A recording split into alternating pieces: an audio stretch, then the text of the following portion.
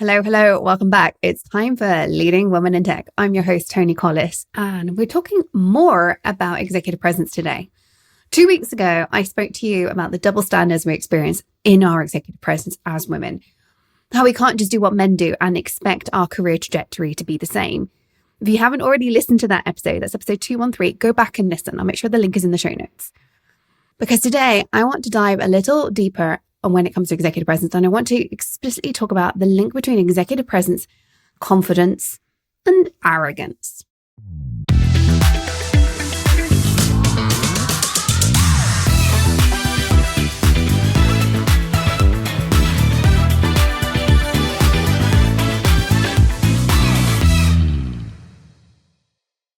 In Lit Up Leadership Academy, which is one of my executive coaching solutions, I spend more time than I care to admit coaching women in their executive presence. It's probably the number one topic we come to, not by design, but through necessity. Because executive presence is the thing that allows us to have impact and influence. It gets more done. It means you spend less time explaining yourself, so you get down to business. Great executive presence opens doors. It means people trust you, whether that's your team, your boss, your peers, or key stakeholders. Every time, executive presence is the key to flourishing and thriving at work. But what is it? Well, I'll tell you what, it isn't. It's not something we are taught. We're expected to pick this up from role models. When our role models, because they are different from us, as we talked about before, exhibit behavior that won't work for us. So what do? Well, if you listen to 213, as I say, go back and listen to that episode first, and found yourself nodding your head at how men can do something and it doesn't work for us, this episode is what you need next. The earlier you adopt the techniques that work for you instead of doing what others around you do, and actually that's irrespective of gender, great leadership comes from within. You have to take all of the ideas and figure out what it is that makes you, and executive presence is one of the very, very important pieces of that. But the more you figure out what works for you and do what you need to be doing rather than what everybody else is doing, or even worse, what everybody else says you should be doing, the faster you will progress in your career. Remember that your executive presence is your ability to command attention and respect. It's not about magic or innate charisma. You can learn this. Charisma is something that can be learned, by the way. But it is a set of skills that any of us can develop. It's the skills that allow us to advance. And it is crucial. In fact, a survey by Gartner, which is one of the biggest survey producers out there, found that executive presence is the second most important leadership trait. The second most. If you don't have executive presence and you aren't demonstrating it in an interview, you've got a problem. According to the Center for Talent Innovation, which does a lot on executive presence, our executive presence accounts for 26% of what it takes to get promoted into leadership positions and beyond. The way you present yourself, how others perceive you, your ability to lead, this is all about essential traction for you, ensuring your ideas are heard. I've seen early career women take leaps and bounds because they've developed their executive presence early on, but it's never too late. I've also met very experienced leaders who've never really worked on their executive presence. They've got by without it, and they're just going to hit that glass ceiling. It is never too early to start, and it's never too late to get going. What it is the thing that's going to make everything else easier. I want you to figure this out ASAP if you've not already. Now, remember, as we discussed before, there are 3 broad categories, and everything I'm going to talk about today is going to link to one of these categories. 3 things make up your executive presence: your appearance, your communication, and your gravitas. As a reminder, appearance is only a small amount of your executive presence, but it is essential. Without appearance being in place, the other 2 are irrelevant. They are more weighty when appearance is in place, but if you don't have the right appearance, nobody's going to be listening to your communication, and you have zero gravitas by default. Rightly or wrongly, how you dress, how people see you, how you show up in terms of body language impacts the situation in front of you. If you turn up in ripped jeans and a t-shirt, you are going to be on the back foot. Now, it doesn't mean people won't take you seriously. And we have lots of examples in the media of men being able to show up this way and being taken very seriously. But it does put you on the back foot. Appearance is also about your body language, whether you cross your arms, because that seems defensive. And by the way, I love doing that. I cross my arms all the time. It just feels like a restful place to have my arms, right? But it is not good in terms of your executive presence. It impacts the negativity around your appearance, your facial expressions, how you respond to those around you physically. There's a lot to appearance beyond just how you dress. Body language, holding your head high, making eye contact, strong postures demonstrate that you take yourself and your job seriously. Now, I'm just going to acknowledge something here straight away. If you have a disability, that means you struggle with any of the things I've just talked about. I'm just going to acknowledge that you're on the back foot, and I am so sorry. I would like to think that society would make accommodations for that, but then I would love it if body language didn't matter as much as it does, but it does, right? We need to accommodate who you are and the limitations that whatever it is in your life that's going on or is permanent about who you are, we've got to accommodate that. What I'm saying is generic information about appearance. If that doesn't apply to you, don't worry. As I said earlier on, I've worked with some great leaders who didn't have any executive presence, but they'd got by. It just means it's one of those things that's going to be counting against you. And I'm sure if you have something that's stopping you being able to show up in certain ways, you're already, sadly, very acutely aware of that. But it isn't going to stop you. It means we're going to have to compensate in other areas. So if there's something I say at any point throughout this and you think, well, I can't do that because, check that because. Is it a real limitation or is it a mindset limitation? But something like a disability, that's a real limitation. Let's just not beat around the bush there. What it means is we compensate in another area. It does not mean you can't do this, but it also doesn't mean that this is not possible for you. And it also doesn't mean that you're innately in any way less capable than others around you. I really want you to hear that. So let's get back on topic. Although appearance is the least important, do make sure if you can that you do what you can to up-level your appearance. As I said, how you dress, how you hold yourself, how you show up, your facial expressions. As a leader, even if you're remote, you need to be on camera. I know that sucks for many of us, but you need to be on camera. Make sure that you're able to communicate clearly, confidently, the right amount of appropriate humor, because communication underpins everything else that comes after it. Once you've got appearance down, it's then communication.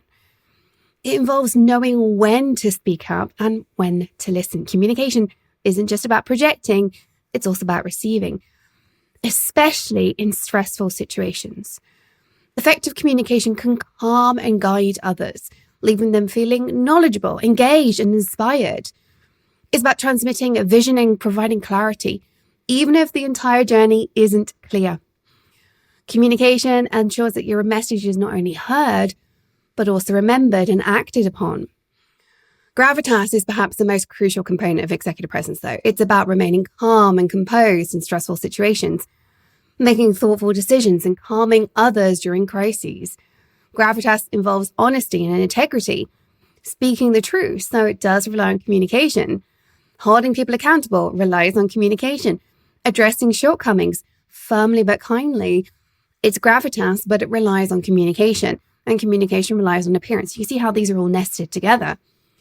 When you have gravitas, you're inspiring trust and confidence in your leadership, making people more likely to follow you and support you, less likely to pick up on all the little things which are just annoying to be picked up on, less likely to just be that person who says no, no, no, because they are just more likely to trust you.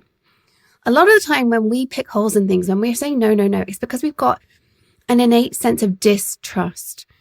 Gravitas is all about getting the people around you to feel inspired in you, to trust you, to have that confidence in you. And when you do that, they're less likely to be those naysayers. So when you have appearance, communication, and gravitas, you create this perception of yourself that is essential for our great leadership. What I want to do now is talk about how these three specific elements need to come together to create executive presence necessary for career advancement in terms of your confidence. Crucially, confidence without arrogance. And this is where, again, this is how we're different from men. If you give yourself the tools that men use to portray confidence in their executive presence, you will come across most likely as arrogant. Well, those classic things that women are told to be more confident and then they're told they're arrogant. It's because what works for men doesn't work for women. But here's the silver lining. Men will get to a point where they hit this too. We just hit it earlier. We have to figure this out earlier on in our careers, or we have to do more compensation for it the whole way up. So I want to talk about confidence now, because it is, although it's not one of the 3 pillars, gravitas, communication, and appearance, it is a cornerstone of executive presence. But it must be tempered with humility to avoid being perceived as overbearing. Building confidence starts with how you hold and trust yourself, your posture and body language, how you project your confidence, standing tall with your shoulders back, making eye contact, demonstrate that engagement and self-assurance. And self-assurance is confidence, right? If your shoulders are hunched, you're holding yourself in. Somebody pointed out to me a few years ago that I tended to like squish my shoulders together and try and make myself smaller, like I didn't belong in a room. And I was just like, well, that's just who I am. But when I started standing taller, making more eye contact, I had to do the inner work first to really believe I deserve to hold that much space. But as I did that, I started talking more confidently as well. So doing that internal work to believe I belong there enough really helped me just show up differently. But also just holding myself that way, of course, meant people took me more seriously. I wasn't shrinking from the situation. You probably have seen this in others. Some people just shrink and you don't necessarily know it consciously, but there's something you're just like, well, they don't believe in themselves, so why should I? And I really want you to think about that from the appearance perspective of executive presence. How are you allowing yourself to metaphorically stand tall, even if you're not standing up? And if you're a serial fidgeter like me, I cannot keep my hands still. Right? It drives my family nuts that I'm always like sat at the dining table, like fiddling with things, clicking pens. Like I just can't keep my fingers still. But what I've had to learn how to do is to avoid that fidgeting, along with avoiding crossing my arms. Both of those signal insecurity. Now, I will just freely admit I'm still a fidgeter. Hands down, I don't think that is ever going to leave me. What I have done in certain situations is I've learned how to control my fidgeting. It started with, the first one I learned was sitting on my hands for job interviews. That was where it started. Not necessarily the best posture ever, but it really helped me like not hand wringing during an interview. But I learned what that did for me. And now when I'm talking, when I'm being professional rather than at home, and we all have our professional face that we put on, right? Most of us don't turn up in our pajamas. Okay, some of us do, but most of us don't turn up to work in our pajamas. And therefore there is a professional facade, and that's okay. When we go home, whether that is as a home worker, you exit your office, you turn off your camera, or you actually physically leave the office, you're different at home. You behave differently to your family than you do outside of the home. And so it's things like my fidgeting, they come out with my family. But when I'm working, it's almost unconscious now. I don't even have to think about the fidgeting. I'm always moving my hands. I love using gestures. If you're watching me on YouTube, I use gestures all the time. But it is such a big one for confidence boosting, the confidence of others in you if you aren't a serial fidgeter. But also make sure those arms aren't going to be folded. One thing I found that is incredibly helpful is mindfulness. This helps me stay present and grounded, and also being very aware of the gestures and body language I'm using. Deep breathing, maintaining calm and control. I moved from the person who would struggle to hold back tears in certain situations to being the calm one in the room. And believe me, I never had the reputation for being calm when I was younger. Never. Bursting into tears, it's just who I am. I will still cry very easily, but in the professional setting, it's more controlled. I will allow tears to happen rather than them being out of control. Being confident is also about how you communicate, of course. So if we dig into the second pillar, how we communicate, we start learning about how we need to give others space without jumping in, overriding them, sharing our urgent thoughts because we have an idea that needs to be said. All of those come across as lower in confidence. Now, there are real reasons why we might do that. For example, if you have ADHD, there's a genuine need to get certain ideas out, but there are coping mechanisms for that. Needing to get your piece of information into a conversation before the conversation naturally moves on shows a sense of urgency and a lack of agency on your part. It's your agency is missing. Everything is just happening to you. You've got to learn how to interject at the right place and right time, speak clearly and directly. Avoid those filler words and jargon, which ensures your message is clear and understood. Prepare key points in advance. The more you can prepare for meetings as a senior leader, the more it's going to serve you. Active listening is equally important, listening attentively to show others without interrupting, that you are there to hear them, even if you disagree. Showing appreciation for others' and contributions allows teamwork and mutual respect. Again, even if you disagree, using a steady and calm tone of voice conveys confidence, while pacing your speech helps others absorb and understand your message. So public speaking practice is really, really key. And it's something I'm passionate about in my executive coaching, is learning about your public speaking. Public speaking isn't just for being on stage in front of 10,000 people. It is about how you show up to meetings and how you talk to your team. Being assertive yet respectful means stating your opinions and decisions firmly without being domineering. Using I statements to express your perspective while acknowledging others' views can allow inclusion while making sure that people are aware that this is your opinion, not somebody else's. Then we come to gravitas: integrity, honesty, inspiration, the all-important staying calm under pressure. And all of this comes together with speaking the truth and following through on commitments. Admitting mistakes openly and taking responsibility for your actions demonstrates accountability and reliability. When I say speaking the truth, a lot of us will like, well, of course I do that. But how often you're a little bit economical with the truth because it's uncomfortable to say what's really going on. Maybe you've got a boss where you don't have psychological safety, and so you don't tell them everything that's going on. Sharing a clear and compelling vision that inspires and motivates your team, but also being the one that holds the entire team to account. So you as a team have a respect from everybody else in the organization because you follow through. Following through is as much about you following through as your team, and not just dragging your team through it or being the one that does all the work for your team because you can't trust them. Being a great leader with gravitas means that everybody in the organization trusts you and your team. And again, mindfulness comes in here. Practicing stress management, such as deep breathing, visualization, helps you maintain composure in crises. Reassure and guide your team effectively. Show empathy by acknowledging others' feelings and perspectives, using emotional intelligence to navigate the complex interpersonal dynamics, build trust, strengthen relationships. Remember, one of the most important ways to demonstrate confidence is in how you handle stress. Navigate the crises, how you bring your team with you. Your executive presence in this situation isn't just paramount for your success, but for everyone else's as well. So let me just talk about that for a second, because one of the things I struggled with was dealing with crises. Now, I thought I handled stress quite well. If you met me 10 years ago, I thought I handled stress well. Other people thought I didn't. Now, the weird thing was people thought I was stressed when I wasn't, because I would get very excited and it came across as stressy.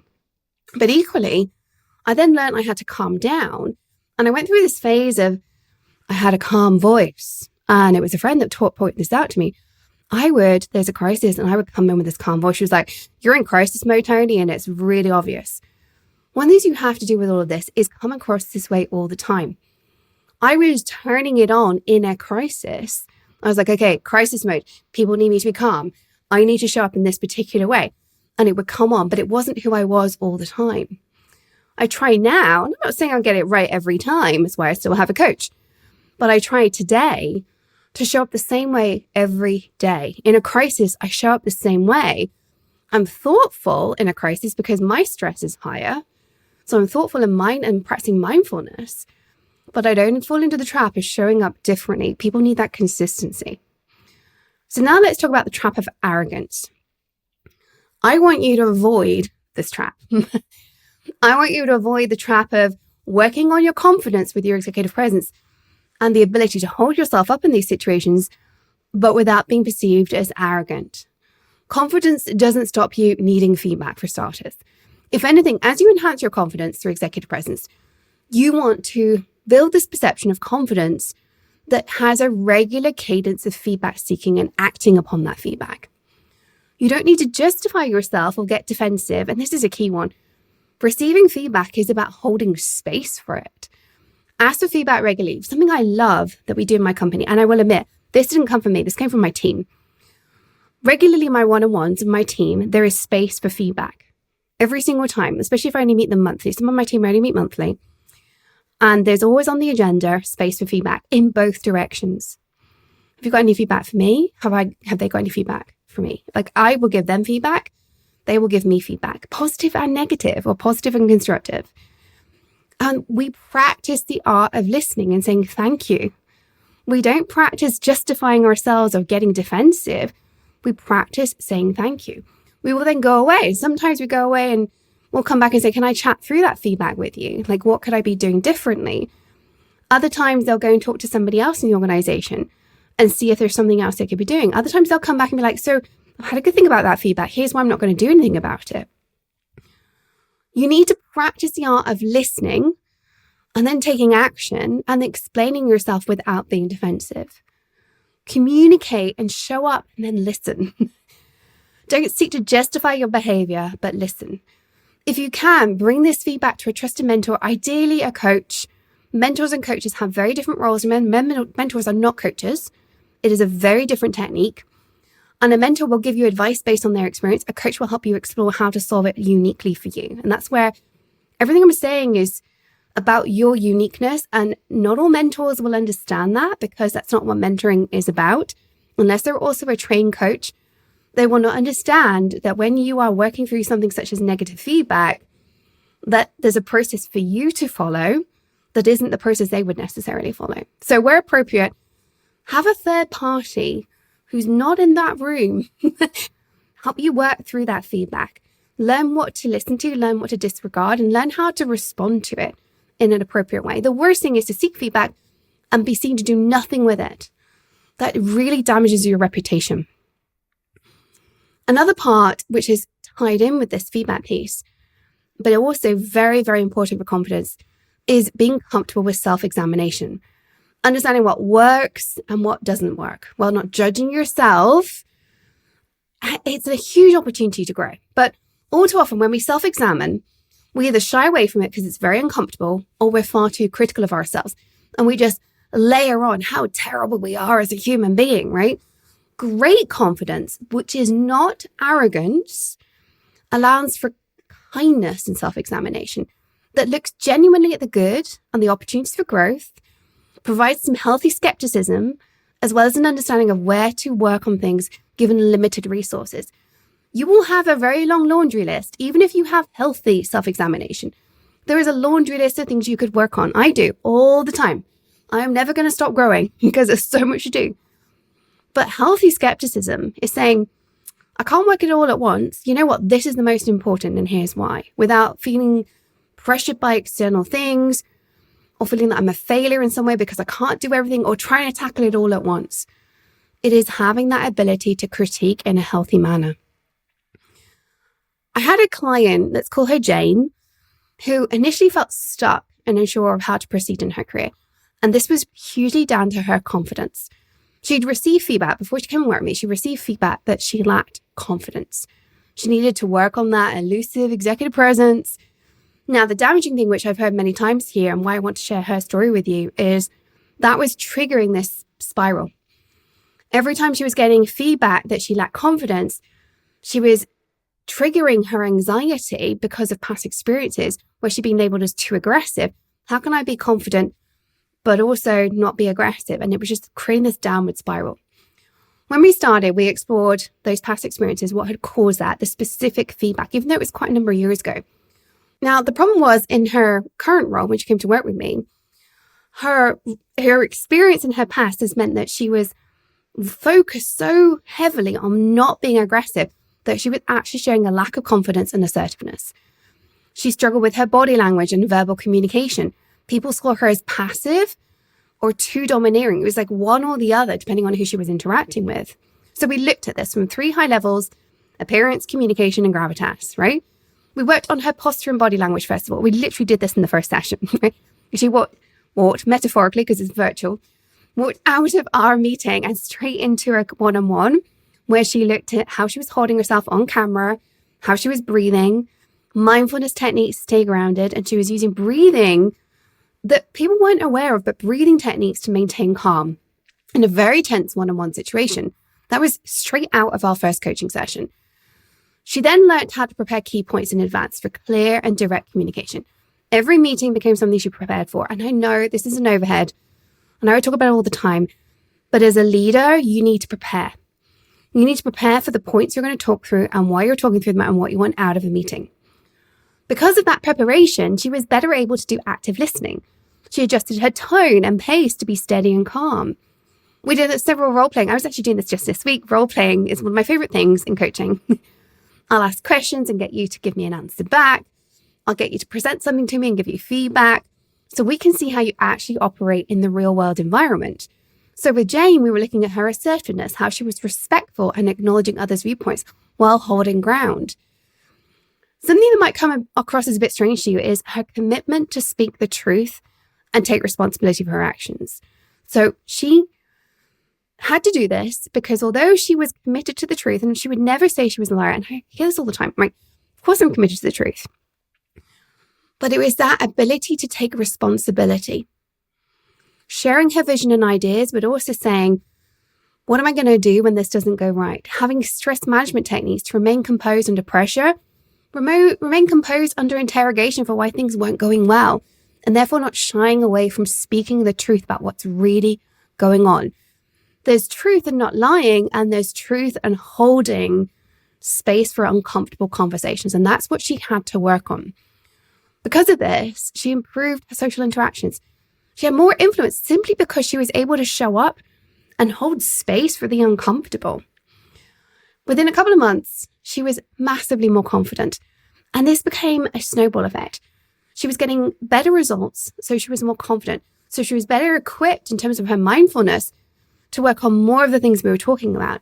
She learned how to balance assertiveness with empathy, having clear and respectful communication in both directions. Her body language, her appearance conveyed confidence and competence. She got more and more positive feedback, who noticed changes in the way she was coming to meetings, her demeanor, her ability to get her ideas across. She was no longer seen as lacking confidence or as aggressive, but as a strong, composed leader who can inspire and influence others effectively. And of course, this opened doors for her. Invitations to senior leadership meetings that previously she'd been excluded from and said, there's no room for you there, and greater responsibility within her organization. I hope that story illustrates the power of focusing on that confidence piece without worrying about the arrogance. We looked at what was holding her up across appearance, across communication, across gravitas, rather than generic techniques that may work for others but weren't addressing what was problematic for her. We looked at her authentic executive presence, how she needed to command respect, what she needed for her career. And she learned how to balance confidence, humility, and confidentiality as well, which was holding her up. So she was taken seriously and had an impact. And throughout, she never lost herself. She was authentic. She knew who she was. She strengthened her persona, but never showed up as anything other than 100% Jane. Being taken seriously for your ideas starts with how you show up. Show up for yourself first. Your body language should exude confidence, authority. That good posture and eye contact shows your audience, even if it's just one person, that you're sincere. Some of the tools I use regularly with almost all clients are about how you use purposeful gestures that I talked about for myself earlier. How you enter a room, whether that's physical or virtual room, with a sense of confidence and purpose and poise. Avoiding that flustered or panicked demeanor helps you maintain your professional reputation. Staying calm and composed, even in challenging situations, but coming across as that all the time reinforces your authority and trustworthiness. How you communicate your ideas is equally crucial. Articulating your thoughts clearly, succinctly. Avoid jargon. I'm going to talk to you a little minute about Lisa, who was just a jargonista. We bring in complexity quite often because we don't know how else to communicate. We've got ahead in our careers because we understand the jargon, we understand the complexity, and therefore we think that's what gives us authority. As you get more and more advanced in your career, it's actually the thing that's going to hold you back. Preparing key points to maintain clarity and precision. Engaging in delivery. Using confidence and steady tone of voice. Varying your pitch, pace. All of these help keep your audience interested and highlights important points and demonstrates confidence in what you are saying to yourself. And of course, that active listening and responsiveness to bring in the inputs of others, fostering that collaborative environment, bringing in storytelling, real life examples, make things more relatable and memorable. And I will tell you, I struggle with storytelling, right? I bring them in here, but I have to think about them beforehand. Like, it's not natural to me. But when you do that, you are more memorable. You have more credibility. Which brings me to the relationship between gravitas and confidence. Gravitas ensures you are being taken seriously. Integrity and honesty in your communications build trust, which is gravitas, as is admitting mistakes and taking responsibility. Being relatable and credible, as we've already discussed, are essential in executive presence and build that gravitas. Maintaining composure in high-stress situations, controlling your thoughts, controlling your actions, your thoughtfulness, are all essential qualities for being credible. And all of that requires conviction and confidence without arrogance in yourself. When you do that, you establish your expertise and authority. You're more equipped to show empathy because you have that confidence and credibility in yourself. You're able to build on the perspective of others because you trust your own opinions. When you consistently trust yourself, you consistently follow through on commitments, you deliver promises, you enhance your reliability and the weight of your ideas. And all of that is gravitas. So let me talk to you about another client. Again, I'm just going to pick a name. Let's call her Lisa. She came to me because she was frustrated that nobody was listening to her. So it's a classic one, a lack of influence in meetings. She turns up, her ideas are dismissed, not heard. Nobody listens to her. Somebody else gets credit. All the classic stuff that we hear about. She had great ideas. That's the first thing I vetted. Like, were her ideas great? Yes, they were. And I wasn't the expert vetting that. I was hearing from her what else happens in those meetings, and her ideas were being taken up by somebody else. That's the first thing. And even though I assume all my clients are amazing, I will do a sanity check first, right? She had valuable insights, but she was often being overlooked and dismissed. Digging into this a little bit more, she had the good ideas, but people weren't hearing her. They weren't taking her seriously. It took somebody else. This is the key thing. It took somebody else to rephrase it very subtly. She came to me saying, they're using my exact words. We looked at it. They weren't precisely. Now, they also had the upper hand in that they were white men. But what was really going on with Lisa was she was struggling to present her clear ideas clearly and confidently. She tended to speak quickly, which I fully understand because I do that. She used so much jargon and had difficulty maintaining composure under pressure. Lisa really resonated with me because I'd say, tick, tick, tick, tick, tick. That's me, right? I have been in Lisa's shoes. This was me just, 6-7 years ago. So to help Lisa, we looked at how to make sure she was taken more seriously. We looked at the 3 pillars of executive presence. For appearance, we looked at how to present confidently. We need to adjust her body language, encouraging her to stand tall, even on camera. I will often stand up on camera. You might not realize when I'm stood up or sat down. I don't stand up all day and I'll go for my back, but I will stand up because it changes my whole appearance. She needed to make more consistent eye contact and use purposeful gestures. She practiced how she entered a room because she worked in person. She practiced so that she was entering with a sense of purpose and also calm. She wasn't coming in flustered or feeling that she didn't belong there or trying to be a mouse in the corner or being pissed off and aggressive, right? There's an art to entering a room. In terms of communication, she learned to articulate her ideas clearly and succinctly. She did the classic of prepare those key points in advance. We looked at her tone of voice. We looked at her jargon, her pitch, her pace, what the audience needed to hear. We looked at how she was speaking confidently and steadily, speeding up and slowing down as it made sense. But also for Lisa, one of the key things, once we got that bit down, was active listening. She was so on the back foot with being shut down, she was not listening anymore. And I understand this completely. We get so frustrated that we stop listening. She had to relearn how to actively listen. She thought she was listening, but I promise you she wasn't. She had to relearn how to show appreciation for others' contributions, even when she would traditionally have been frustrated and wanted to ignore them, something I fully understand here. Instead, she learned how to keep listening and then thoughtfully address questions and feedback that previously she would have said is stupid. She wouldn't have said that publicly, but she'd have been thinking it internally. And we had to actually change her internal narrative because those questions weren't stupid. They were frustrating to her, but they weren't stupid. None of the people in that room were stupid. She thought they were, but they weren't. They just didn't know what she knew. And we brought in storytelling, real life examples to illustrate her points. And again, that just added a level of credibility to her presentations. And then we looked at gravitas. So again, committing to being truthful and transparent, something that we struggle with when we're admitting mistakes, missteps, things not going well. We can think we're being truthful, but it's really hard to have full transparency. So we looked at how to address that in her. We looked at her stress management, her recovery and resilience. So she knew she could recover from admitting things weren't going well. In tandem, we worked on speaking with conviction and confidence, establishing her expertise through her knowledge and experience without coming across as arrogant.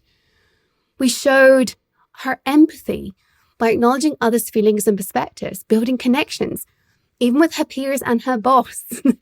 You can still demonstrate empathy for her feelings with a boss. Just because they're your boss doesn't mean they don't have thoughts and feelings. Building that connection to being approachable and understandable. When she did this consistently, and this did take several months, I think 3 or 4 months before she really had an impact here, because her reputation, I'll just be brutally honest, was really on the back foot. People were not pleased with her. But when she did this consistently and started really delivering on promises in a way that people understood, saw, and heard, even though she thought she'd been delivering previously, people needed to see this in a different way. Her reliability, the weight of her ideas, everything started to improve. Her immediate change was her body language. That had an immediate impact. But everything else took this learning curve to hone and refine, trying something out, seeing how it went, what changed, what didn't change, what went well, what should we be doing differently next time, so that we could every day see a little bit more respect, a little bit more ease in meetings. She started to receive invitations to high-profile meetings. Greater responsibilities allowed her to make more significant impact in her organization, improving her confidence, but also providing an opportunity for further impact. This whole story, I hope, demonstrates to you how seriously you need to take yourself so that your ideas are being taken seriously.